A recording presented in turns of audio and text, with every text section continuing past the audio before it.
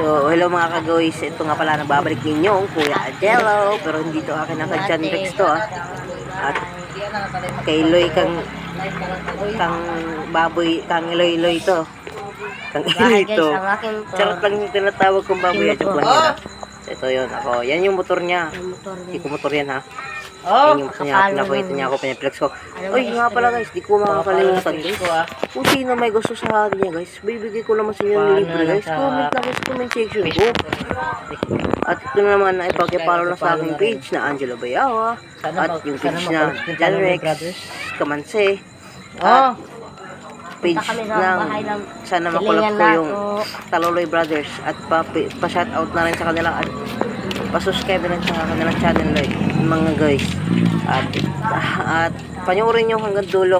Panoorin nyo hanggang dulo kung saan naabot yung video. Kaya tingnan nyo, papunta to sa amin. Ayan, nabibideo pa na may nagmamarites try ko. Hanggang dito lang. Bye bye, thank you for watching. Hanggang dito na lang mga guys.